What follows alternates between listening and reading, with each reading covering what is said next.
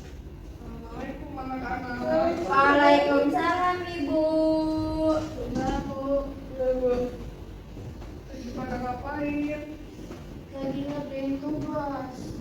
Disimpan dulu ya Iya, tugasnya.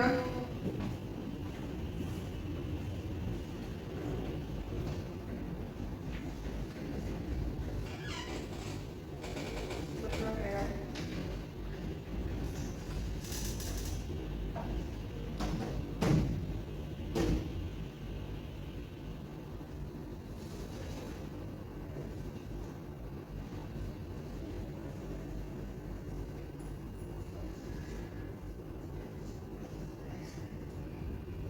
Kalau Adi boleh tolong doang. Baik Bu, bentar ya.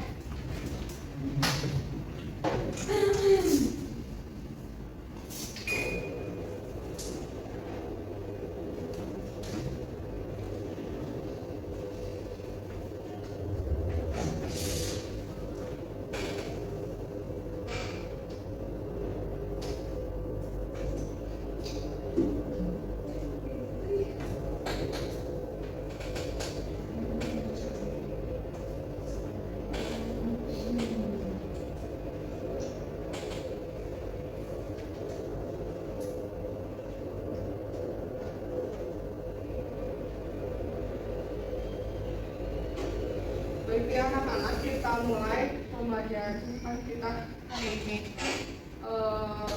Assalamualaikum warahmatullahi wabarakatuh. Waalaikumsalam warahmatullahi wabarakatuh. Selamat siang anak-anak. Selamat siang Ibu. Selamat siang Ibu. Ada yang tidak hadir nggak? Hari ini? Sarah Bu hadir. Sarah? Nuke Kenapa? juga Bu. Sarah tadi dispen. Kalau Nuke, Kakaknya nikah Ibu izin kok. iya. Kakaknya nikah atau Nukenya nikah? Kakaknya bukan masih kelas. Oh. Kakaknya. Iya. Masih SMA masa. Kita awali pembelajaran kali ini dengan membaca Bismillah bersama-sama ya. Bismillahirrahmanirrahim. Minggu lalu kita telah belajar mengenai keseimbangan pasar. Nah, anak-anak ada yang masih ingat nggak tentang keseimbangan pasar? Aku Bu, ya boleh pada Ajmi. Ya, jadi keseimbangan pasar itu adalah sebuah kondisi ketika terjadi keseimbangan antara jumlah produk atau jasa yang diminta maupun yang ditawarkan dalam harga tertentu. Nah, proses ini juga berguna dalam menentukan kurva keseimbangan akan tetap stabil atau tidak. Kayak gitu. Ya, betul. Kasih tepuk tangan buat Ajmi. Boleh ada masih ingat nggak tentang keseimbangan yang lain? Tentang faktor-faktornya misalnya? Boleh kepada kita. Ini Bu, yang pertama tuh ada tersedianya barang sesuai yang diminta. Yang kedua ada persediaan barang sesuai penawaran pembeli. Dan ketiga ada keseimbangan permintaan di tingkat ketersediaan barang. Dan yang terakhir ada kesamaan jumlah penawaran produsen dan permintaan konsumen. Ya betul ya. Kasih tepuk tangan lagi buat Keren. Pada minggu lalu kita telah belajar mengenai keseimbangan tentang market atau pasar. Jadi kali ini kita akan belajar mengenai struktur pasar. Nah, tujuannya adalah agar kalian dapat memahami mengenai apa itu pasar, jenis-jenis pasar, fungsi pasar, dan adanya pengaruh teknologi terhadap struktur pasar.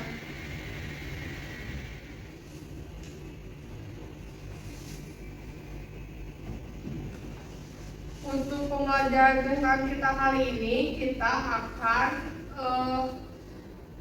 ada metode berdiskusi gitu. Jadi nanti kalian akan ibu bagikan dua kelompok untuk berdiskusi ya anak-anak. Baik Ibu.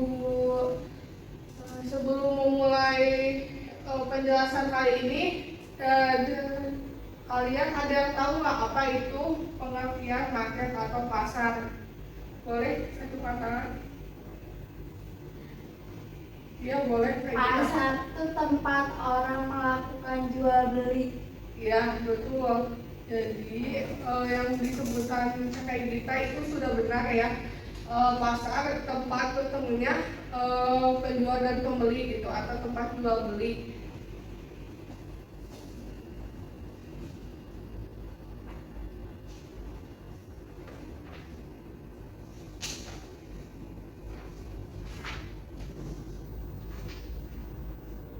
Nah, kita di sini akan belajar mengenai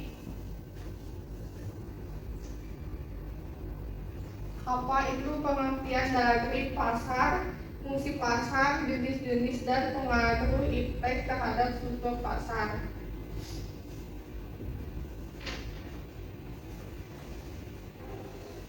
Yang pertama ada pengertian pasar.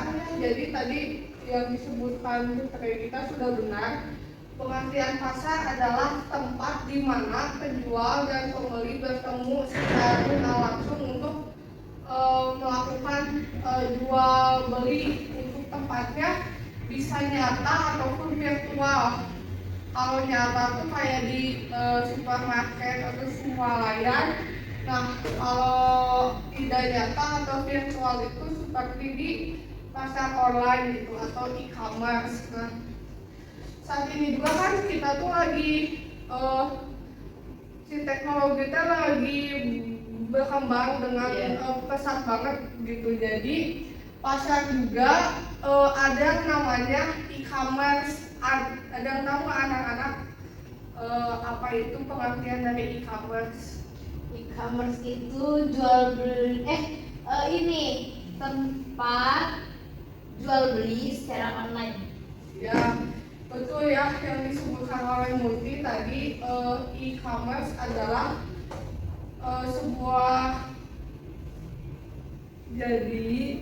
e-commerce adalah sebuah tempat atau aplikasi yang biasa kita gunakan sebagai kegiatan jual beli, namun dilakukannya secara online gitu, dan penjualan dan pembeli juga tidak bertemu langsung, dan sistem bayarnya juga biasanya melalui e-money atau yang lainnya.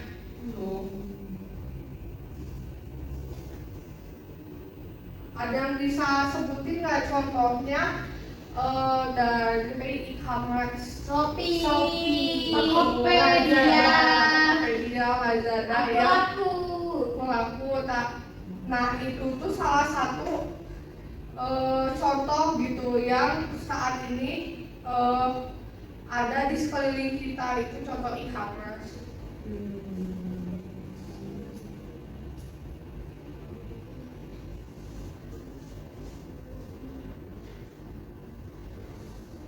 Nah ini pun ada 3 fungsi pasar. Yang pertama sebagai fungsi pembentuk harga. Ada yang bisa menjelaskan nggak kenapa pasar memiliki fungsi sebagai pembentuk harga? Oke, kalau nggak ada jadi penjelasan ya. Pasar sebagai pembentuk harga itu kenapa disebut sebagai pembentuk harga? Karena di dalam pasar itu kan adanya tawar menawar. Nah, tawar menawar itu tuh membentuk sebuah kesepakatan harga. Jadi kalau pembeli menawar harga yang telah ditetapkan oleh penjual, harga akhirnya itu tuh menentukan harga yang oleh pembeli dibayarkan gitu. Apakah dapat dipahami? Iya, Bu. Selanjutnya ada fungsi distribusi atau penyaluran. Dalam hal ini karena adanya pertemuan penjual dan pembeli, penjual juga menyalurkan atau menjual gitu barang yang dia jual kepada konsumen. Jadi di sini sebagai fungsi pasar. Kemudian yang terakhir ada fungsi periklanan. Kenapa disebut fungsi periklanan? Karena kan kalau kita ke pasar nih biasanya suka ada yang menawarkan gitu. Ada yang menawarkan kalau di swalayan tuh biasanya ada SPG yang suka menawarkan kepada kita. Contohnya kayak susu bayi kan biasanya suka ada sales-sales yang menawarkan gitu kepada ibu kalian untuk membeli gitu. Bahwa susu bayi itu lebih baik daripada susu bayi yang lain. Nah, itu ada contoh periklanan.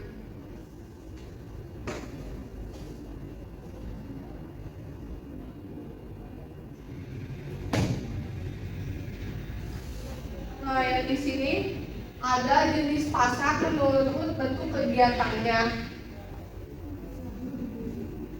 Yang pertama ada pasar nyata. Ada yang bisa nyebutin nggak pengertian apa itu pasar nyata? Pasar yang secara langsung. Ya betul. Jadi pasar nyata adalah pasar di mana penjual dan pembeli itu bertemu secara langsung dan adanya tawar menawar gitu. Contohnya ada pasar swalayan, ada pasar tradisional. Sedangkan yang kedua ada pasar abstrak. Ada yang tahu nggak anak-anak gimana sih bayangan kalian mengenai pasar abstrak?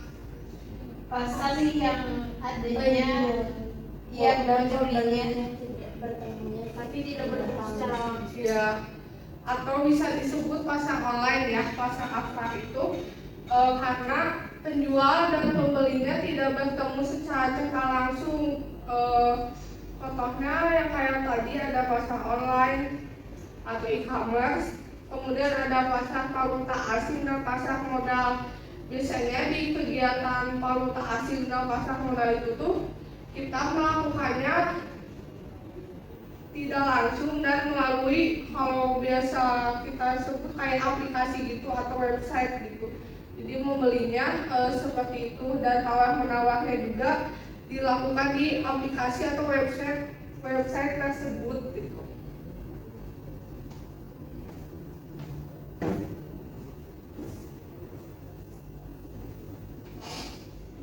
Kenapa sih dalam tabrak gini sih? Anak-anak diperhatikan lagi ya. Ya. Nah, ini ada jenis pasar menurut struktur. Ada pasar monopoli, oligopoli, dan monopolistik. Ketiga pasar ini termasuk pasar persaingan tidak sempurna dan pasar terakhir pasar persaingan sempurna. Nah, untuk ini nanti Ibu tugaskan kalian untuk berdiskusi secara kelompok ya. Jadi Ibu tidak akan menjelaskan. Nah, yang terakhir ada pengaruh iptek terhadap struktur pasar. Di sini yang pertama adanya semakin banyak pasar abstrak atau pasar online gitu. Kenapa demikian? Karena kita mudah mengakses pasar tersebut. Jadi kita tinggal mengakses melalui handphone gitu untuk membeli sesuatu yang kita butuhkan. Kemudian struktur pasar mengacu ke arah monopolistik gitu. Mengapa mengacu ke monopolistik? Karena semakin tidak jelas gitu bahwa pasar ini tuh strukturnya kemana gitu kan. Kalau pasar kereta tuh lebih ke persaingan sempurna, contohnya seperti itu. Kemudian biaya yang semakin rendah. Jadi pasar di sini jika sebagai penjual tuh biayanya semakin rendah karena kita tinggal mengupload atau menjual yang kita jual melalui handphone gitu, nggak perlu menyewa tempat, menjual secara langsung. Nah, yang terakhir adalah munculnya inovasi yang akan diikuti oleh penjual lain. Kenapa demikian? Karena bisa dilihat ya, saat ini lagi model warna kuning gitu dengan model A.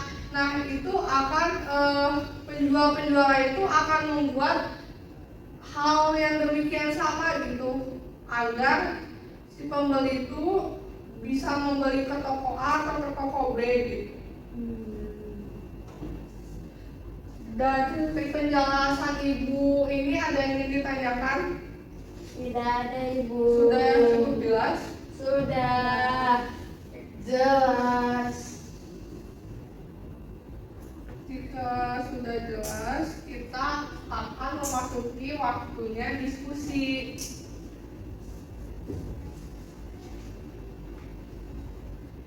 Diskusi kali ini kalian akan Ibu bagi menjadi dua kelompok. Yang kelompok pertama akan menjelaskan mengenai pasar monopoli dan oligopoli.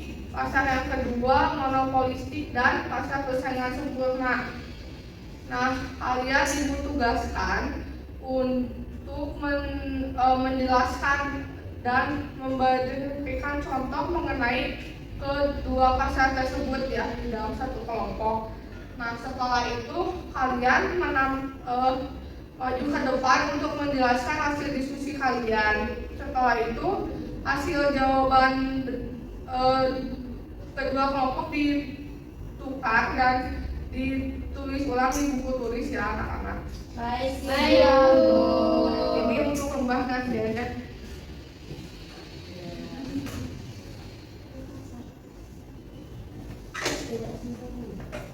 Kelompok ya. Yang kelompok 2 tadi apa? Pasar apa lupa?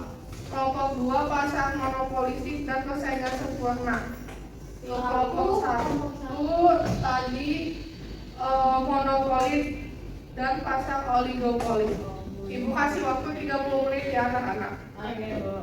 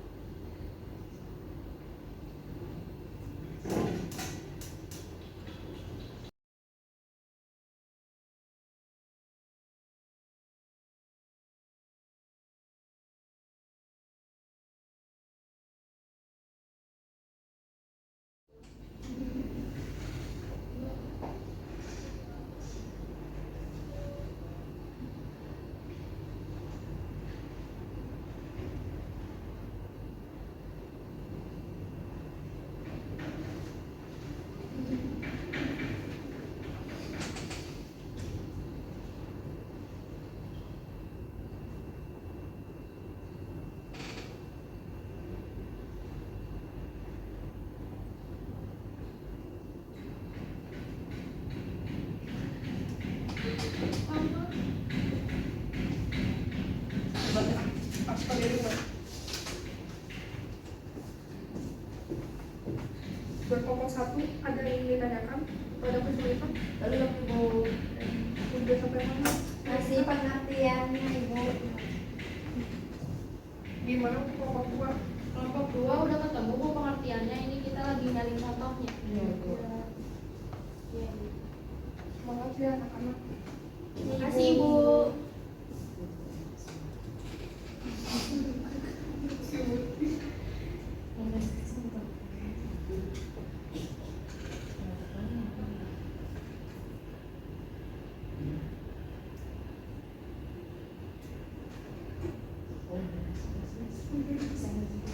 Waktunya 10 menit lagi ya. Oke Bu.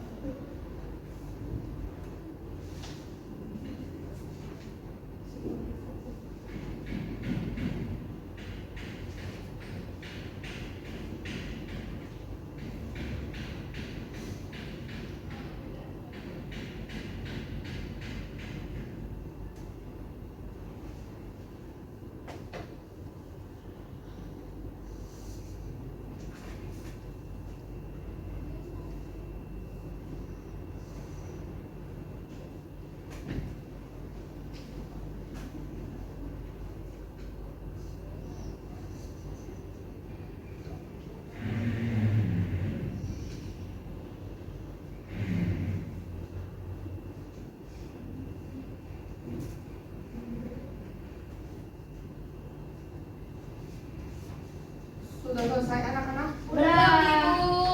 Kita tunggu kelompok 1 ya. Boleh gitu Azmi. Kita hari menunggu. Masih lama waktunya.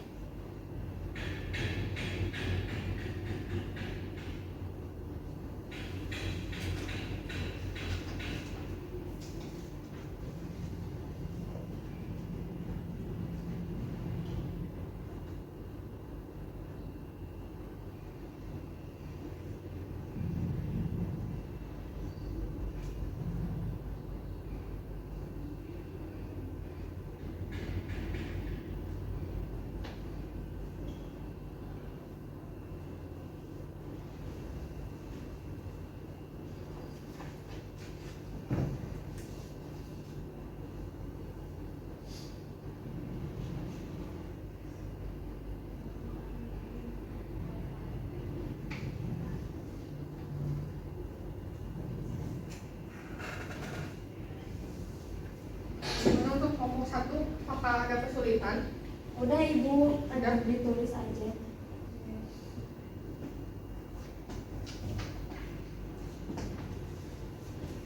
Udah selesai Ibu. Udah selesai.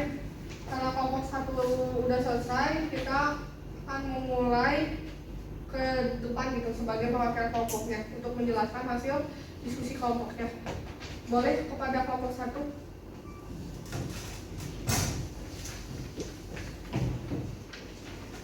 Halo teman-teman. Halo. Perkenalkan aku Regita Faria, perwakilan dari kelompok 1. Kelompok 1 ini berdiskusi mengenai pasar monopoli dan pasar oligopoli. Nah, pasar monopoli adalah suatu bentuk pasar di mana sebuah penjual tunggal menguasai pasar atau monopolis berkuasa untuk menentukan harga dan tidak punya barang sejenis yang hampir sama. Dalam pasar ini tidak terdapat barang lain yang sejenis dan tidak ada persaingan bagi sebuah perusahaan. Contohnya seperti PLN, KAI, dan Pertamina. Sedangkan untuk pasar oligopoli adalah jenis pasar yang memiliki jumlah produsen dan konsumen yang tidak seimbang, atau bisa disebut juga produsennya banyak tapi konsumennya sedikit, atau juga kondisi pasar di mana komoditas dikuasai oleh beberapa perusahaan. Contohnya seperti perusahaan rokok, industri kendaraan bermotor, terus perusahaan handphone, dan perusahaan mie instan. Sekian presentasi dari kelompok 1. Terima kasih. Buat kita boleh ditanya dari kelompok 2, apakah ada yang ditanyakan kepada kelompok 1?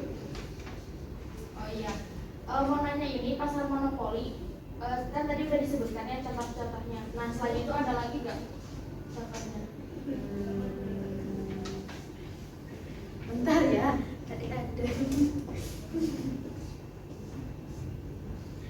Ada nih satu lagi, Pelayanan Nasional Indonesia. Jadi pokoknya perusahaan yang cuma satu aja di sini, nggak punya persaingan lain. Terima kasih. Oke, boleh pada kelompok 1. Terima Kasih. Kasih applause dulu ya teman-teman buat kelompok 1. Selanjutnya kelompok 2 boleh menjelaskan hasil diskusi. Baik, bismillahirrahmanirrahim. Di sini saya dari kelompok 2 akan mempresentasikan mengenai pasar monopolistik dan pasar persaingan sempurna. Jadi pasar monopolistik itu adalah sebuah bentuk pasar di mana ada banyak produsen yang saling berkompetisi dengan produk yang hampir serupa namun memiliki beberapa perbedaan. Nah, contoh dari pasar monopolistik itu sendiri yaitu seperti penjualan sampo, sabun, sepatu, dan juga air mineral. Lalu yang kedua yaitu ada pasar persaingan sempurna. Nah, pasar persaingan sempurna ini adalah pasar yang terdapat mobilitas sempurna di dalamnya. Dalam pasar persaingan sempurna, penjual dan pembeli memiliki pengetahuan atau memahami tentang kondisi pasar sehingga kekuatan permintaan dan penawaran dapat bergerak bebas. Contoh pasar persaingan sempurna itu contohnya ini seperti jual beli beras. Terima kasih. Terima kasih kelompok 2. Jangan lupa cepat ya. Boleh dari kelompok 1, apakah ada yang ditanyakan kepada kelompok 2? Kan tadi yang di persaingan pasar persaingan sempurna contohnya cuma satu, ada lagi yang lain. Tadi kebetulan kelompok kami itu cuma nemunya yang jual beli beras. Nanti kita akan cari lebih lanjut lagi ya. Oke. Terima kasih ya kelompok 2. Kasih tepuk tangan dulu buat kelompok 2.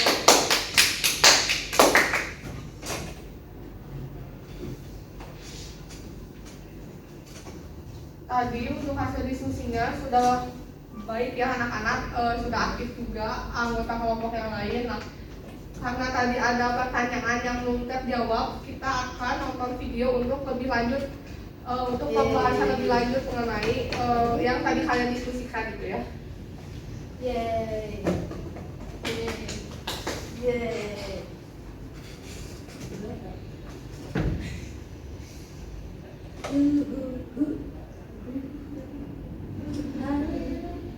Kamu tentu pernah pergi ke pasar, bukan? Eits, jangan berpikir kalau pasar itu kamu belanja online, itu juga termasuk pasar loh. Kamu lihat, pasar ini ada penjual, pembeli, dan barang-barang yang diperjualbelikan. Iya, pasar itu tempat bertemunya calon penjual dan pembeli, baik secara langsung maupun tidak langsung, untuk melakukan transaksi jual barang atau jasa. Meski kamu tahunya pasar itu bagian yang ada penjual dan pembelinya, kamu salah. Karena pasar itu bukan hanya bangunan fisik yang terdapat penjual dan pembeli yang melakukan transaksi, tetapi juga termasuk pasar abstrak yang tidak dapat kita sentuh ataupun kita lihat fisiknya. Pada setiap pasar barang terdapat berbagai bentuk persaingan, baik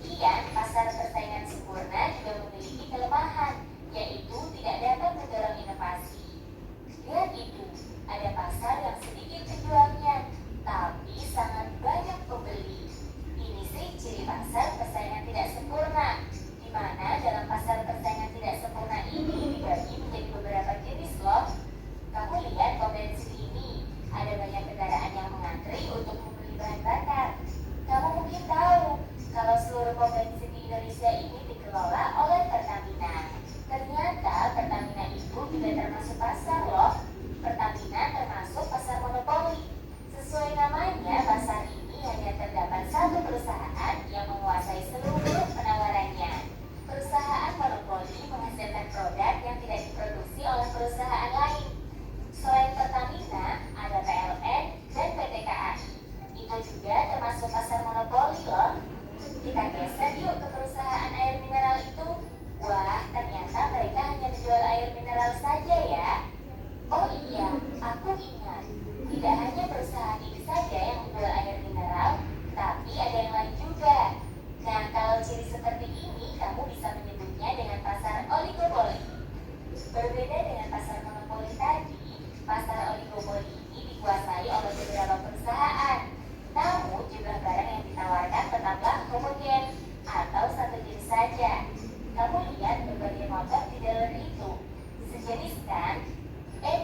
Tapi ternyata motor itu satu sama lainnya berbeda merek loh.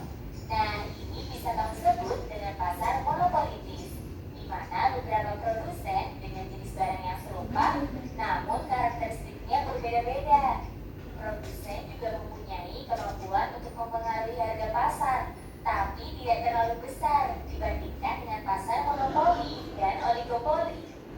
Gimana? Kamu sudah paham kan ya? Oke deh, kalau gitu sampai jumpa di pembelajaran asyik lainnya. Dah. Lucu videonya itu. Oke, tadi sudah ada penjelasan lebih lengkap lagi ya dari hasil diskusi kelompok gitu. Kalian udah menonton gitu hasil video untuk menambah wawasan kalian lebih lanjut mengenai hasil diskusi yang tadi ya. Nah, tadi ada pertanyaan kelompok 1. Tadi itu pertanyaannya contoh dari pasar persaingan sempurna. Iya. Ya, jadi pasar persaingan sempurna itu dinilai paling efektif untuk digunakan saat ini gitu. Karena Kenapa, Bu? ya, pertanyaannya kenapa? Karena adanya kebebasan yang bisa dilakukan oleh penjual baik dalam menentukan harga dan yang lainnya gitu. Nah, salah satu contohnya adalah pasar yang biasa kita datangi, ada pasar tradisional. Nah, itu bisa merupakan termasuk ke dalam pasar persaingan sempurna gitu. Nah, seperti itu ya kelompok 1. Apakah sudah jelas? Sudah itu. Boleh tadi hasil diskusi kelompoknya ditukar ke kelompok sebelah. Kalian boleh ini ya disalin dulu di buku tulis. Ibu kasih waktu 10 menit.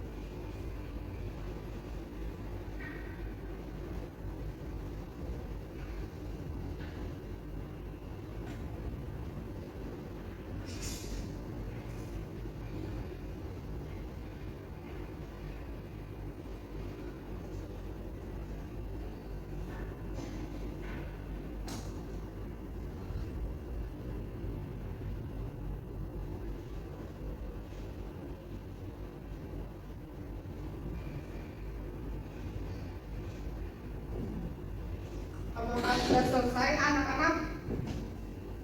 Dikit lagi, Bu. Ibu.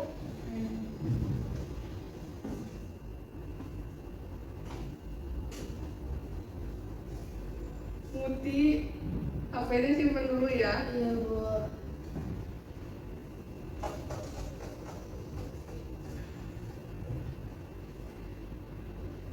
Sambil kalian menulis, Ibu akan menjelaskan sedikit ya. Nah, tadi kita sudah berdiskusi mengenai pasar monopoli, oligopoli, monopolistik, dan pasar persaingan sempurna. Dan yang paling cocok digunakan dan sering digunakan adalah pasar Persaingan sempurna. Betul ya. Jadi pasar yang paling cocok digunakan adalah pasar persaingan sempurna. Ada yang tahu tadi alasannya kenapa?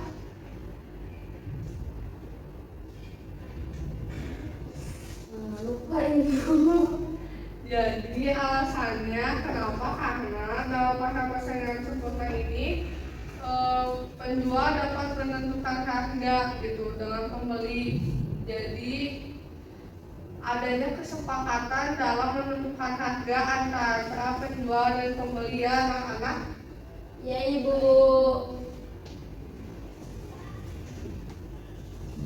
Apakah sudah selesai? Sudah Ibu. Boleh dikumpulkan ya. Nanti Ibu akan nilai.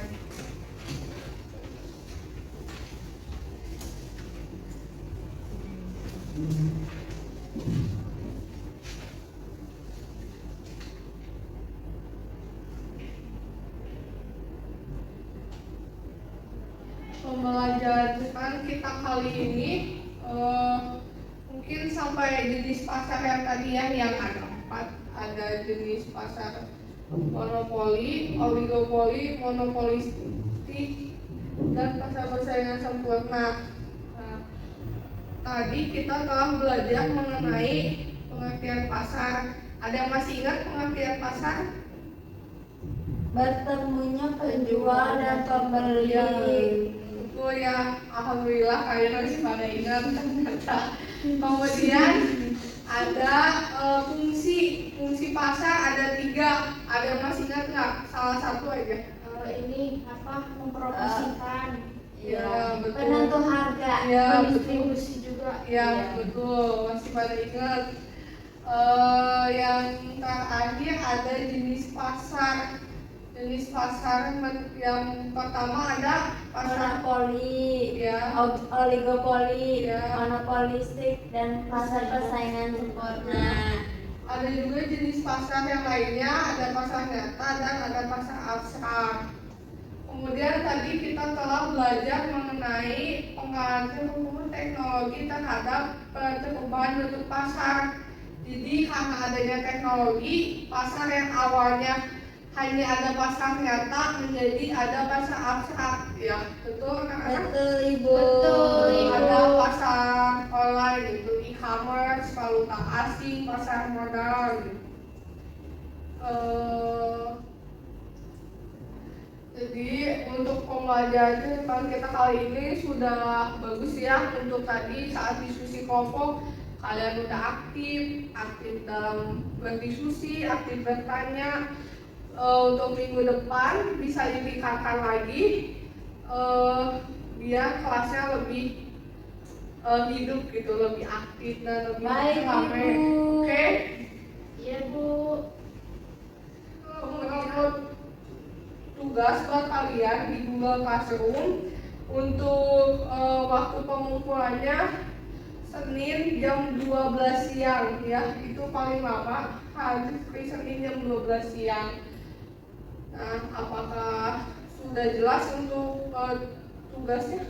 Sudah Ibu. Untuk pertemuan minggu depan kita akan membahas lembaga keuangan jasa. Jadi kalian bisa baca-baca dulu di buku gitu. Oke Bu. Oke, siap-siap ya. Karena minggu depan kita akan ulangan tentang materi yang telah kita belajar hari ini. Siap Ibu. Siap. Mungkin cukup sekian yang dapat Ibu sampaikan. Wassalamualaikum warahmatullahi wabarakatuh. Waalaikumsalam warahmatullahi wabarakatuh.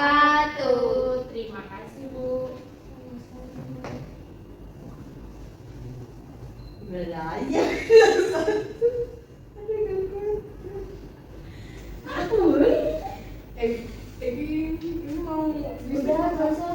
Aku mau Siap-siap dulu. Dia mau keluar dulu kan. mau ngecas kopi dulu. Belum Jangan keluar. dulu nih. Oh iya. Masih ada guru. Maaf ibu guru. I'm so Aduh, sorry. banyak mulut lagi. I'm so sorry. I'm so sorry. I'm so sorry. And you main. Habis ini ada kelas lagi. Udah ada. Ada. Tidak sekolah lagi. Kan katanya nggak bakal masuk. Oh iya, Pak ibunya mau rapat tadi katanya sama kepala sekolah. Iya. Apa belajar apa? Bahasa Indonesia. Ya, bahasa Indonesia sama Ibu Sarah.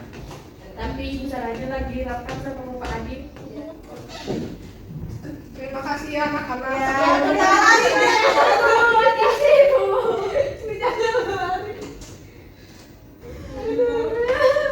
Udah, Ibu. Ya,